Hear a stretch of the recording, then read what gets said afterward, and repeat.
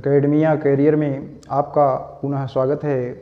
मैं पवन रावत एक बार पुनः संस्कृत व्याकरण के वीडियो लेकर उपस्थित हूँ। पिछले वीडियो में मैंने आपको वर्णमाला की चर्चा किया था। वर्णमाला में आपने स्वर और व्यंजन देखा। आज हम अपने तीसरे वीडियो के साथ पुनः उपस्थित हैं, जिसमें हम व्याकरण के अयोगवाह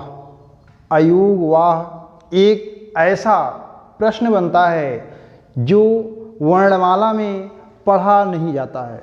यानी अयोगवाह किसे कहते हैं? जब हमसे यह पूछा जाएगा तो अयोगवाह का मतलब है वर्णमाला में पढ़े हुए वर्णों के अतिरिक्त जो वर्ण हैं उन्हें हम अयोगवाह कहते हैं। अयोगवाह का मतलब है जिनको हम वर्णमाला में नहीं गिनते हैं, जिनकी गणना हम वर्णमाला में नहीं करते हैं, उसे अयोगवाह कहते हैं। अयोगवाह संस्कृत की वर्णमाला में अयोगवाह 4 होते हैं: अनुस्वार, विसर्ग, जिह्वामूलीय, उपध्यमानीय। अनुस्वार, विसर्ग, जिह्वामूलीय और उपध्यमानीय वर्ण अयोगवाह कहलाते हैं। आइए हम अलग अलग पढ़ेंगे। अनुस्वार और विसर्ग के लिए एक सूत्र होता है अम अह इत्यचः परौ अनुस्वार विसर्गौ। एक बार पुनः अम अह इत्यचः पराव अनुस्वार विसर्गौ। इसका मतलब है अम और अह अच के परे हों, अच के बाद आएं। अच का मतलब स्वर, स्वर के बाद आते हैं तो अनुस्वार और विसर्ग कहलाते हैं। कैसे कहलाते हैं यह हम देखेंगे। जैसे रामम, यहाँ माँ मकारोत्तर के बाद जो बिंदी लगी हुई है यही अनुस्वार कहलाता है। मकारोत्तर माँ में आ मिला हुआ है, माँ में आ स्वर होता है। जैसा कि मैंने आपको पहले वीडियो में ही बताया था कि स्वर क्या होता है? स्वतंत्र होता है, जो बिना किसी सहारे से बोला जाता है वह स्वर कहलाता है। व्यंजन कौन है? व्यंजन जो स्वर की सहायता से बोले जाते हैं वे व्यंजन कहलाते हैं। माँ व्यंजन है तो इसका मतलब इसमें स्वर मिला हुआ है, और इसके बाद जो यह बिंदी लगी हुई है यही जो है अनुस्वार कहलाता है। श्यामम,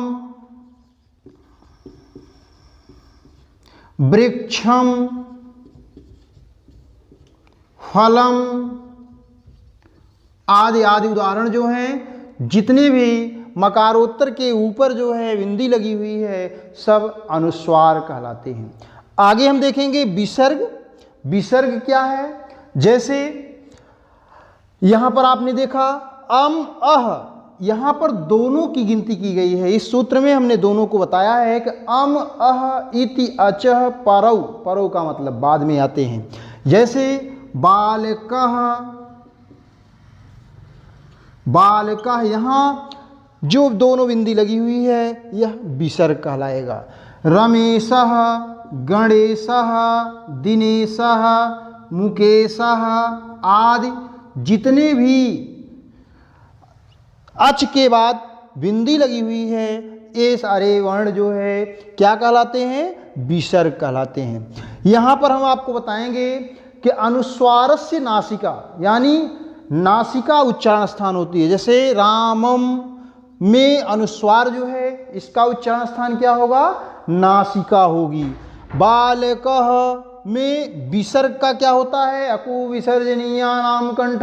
विसर्ग का उच्चारण स्थान क्या कहलाता है? कंठ। यानी कंठ से विसर्ग का उच्चारण कहाँ से होता है? कंठ से होता है।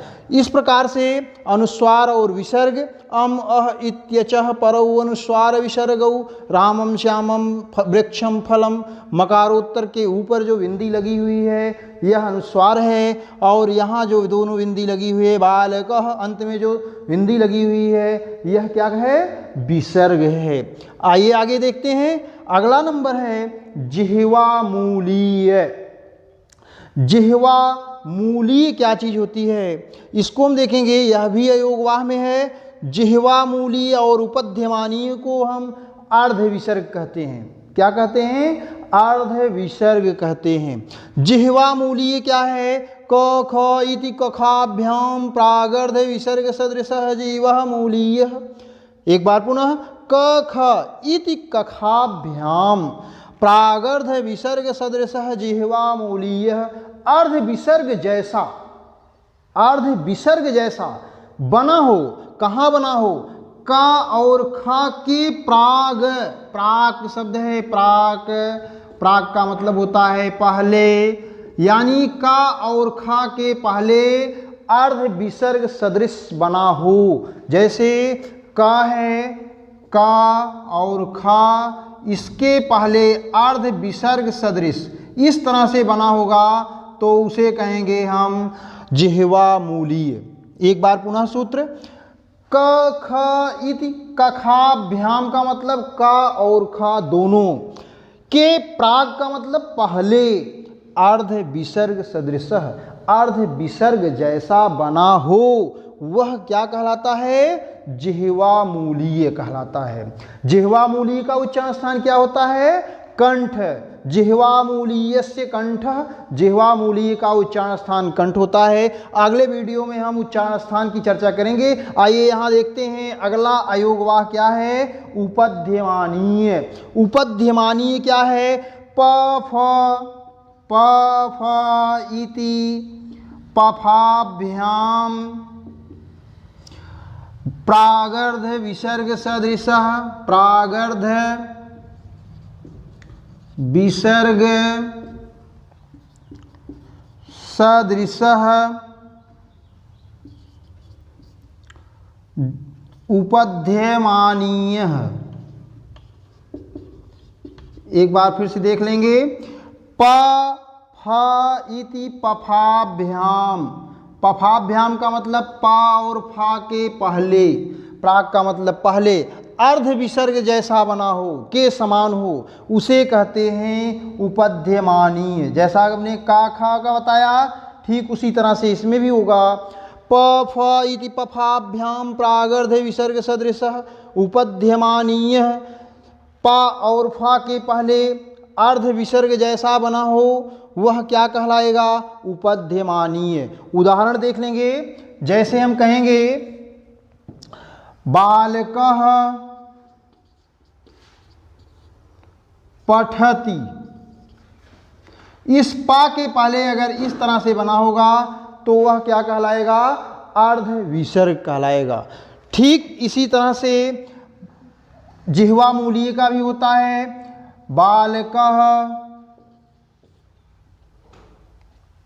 खेलति या क्रीडति, खादति कह सकते हैं, खादति।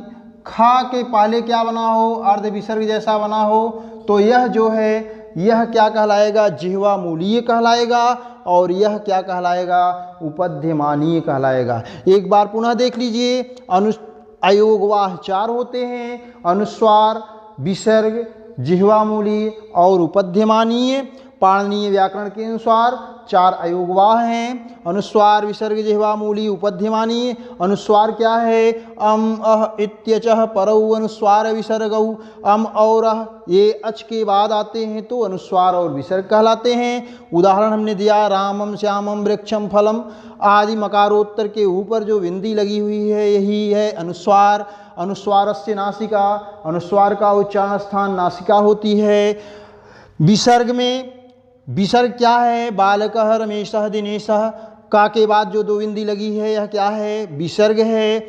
और विसर्ग विसर्जनीयस्य कंठः, विसर्जनीया नाम कंठः, विसर्ग का उच्चारण स्थान कंठ होता है। जिह्वा मूलीय का संस्कृत से संबंधित किसी भी समस्या के लिए आप कमेंट में बॉक्स में जाएं, वहाँ कमेंट करें। फिर भी आपको अगर सलूशन नहीं मिलता है तो नीचे आप व्हाट्सएप ग्रुप में जाएं, वहाँ आपको लिंक मिलेगा और व्हाट्सएप लिंक ग्रुप के लिंक से आप जुड़ें और सीधे हमसे संपर्क करके आप अपना सलूशन प्राप्त कर सकते हैं। धन्यवाद।